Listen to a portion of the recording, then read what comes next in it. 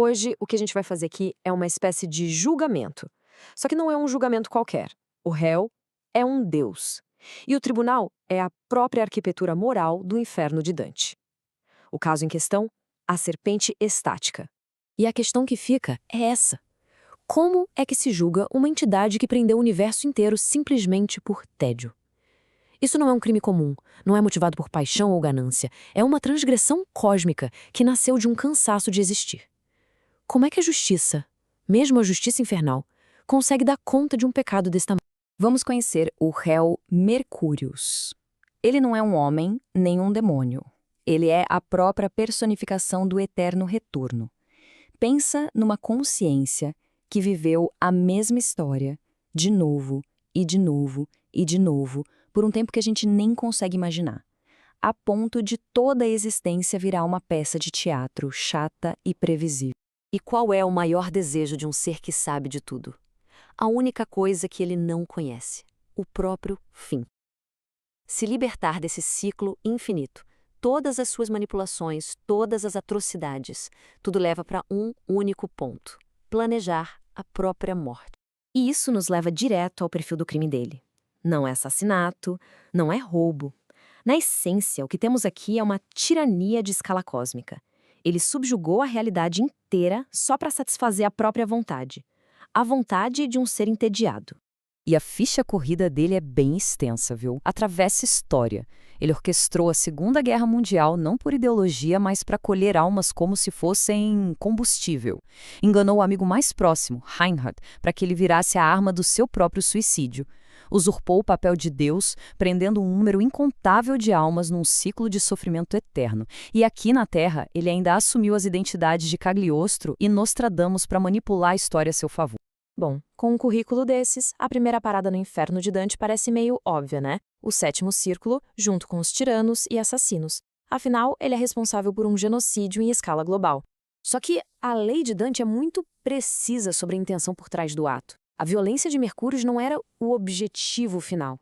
Era só um meio, não vendo o ódio, nem da sede de sangue. Era um cálculo frio, uma ferramenta para um crime muito maior. Um crime do intelecto. Por isso, o lugar dele é mais fundo. A descida continua, e a gente chega no oitavo círculo, o lar dos fraudulentos. Mais especificamente, na vala dos feiticeiros e falsos profetas. Ele foi Cagliostro, foi Nostradamus, previu o futuro. Parece que se encaixa perfeitamente, certo? Mas, de novo, a escala da fraude dele é a outra. A fraude punida lá no oitavo círculo é contra estranhos, por algum ganho. A fraude de Mercúrios foi contra aqueles com quem ele tinha os laços mais sagrados. Os falsos profetas de Dante tentam prever o futuro. Mercúrios aprisionou o universo inteiro no tempo. O que ele fez não foi charlatanismo, foi uma tirania contra a própria existência. E é aqui que a gente chega no coração do pecado dele. Não foi simplesmente enganar o mundo. Foi a perversão da confiança de forma deliberada e calculada. Em uma palavra, traição. E no universo moral de Dante, a traição é o pecado supremo. É a fraude contra quem se tem um dever de lealdade.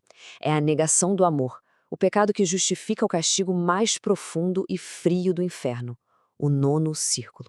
E quem ele traiu? Primeiro, Reinhard Heydrich, sua própria criação e melhor amigo, que foi transformado numa ferramenta descartável. Segundo, a criação inteira.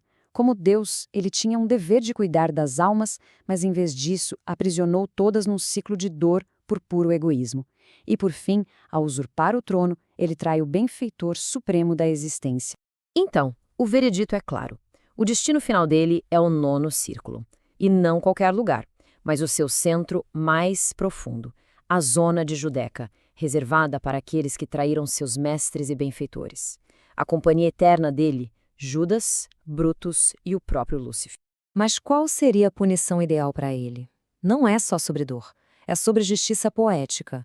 A sentença é a negação absoluta do movimento, a completa antítese de tudo que ele é.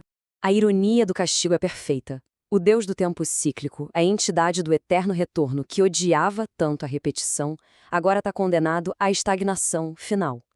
Preso, consciente, num único e eterno momento congelado, sem a menor chance de um próximo ciclo. E essa é a imagem da sua condenação. O Ouroboros, o símbolo do seu poder, a serpente que morde o próprio rabo para reiniciar o tempo. Agora, ela está petrificada. A mandíbula congelada no meio da mordida, o corpo duro, incapaz de se mover. A serpente que devorava o tempo, agora está engasgada com a própria eternidade. Isso tudo deixa uma reflexão final. Judas e Brutus traíram seus mestres, homens.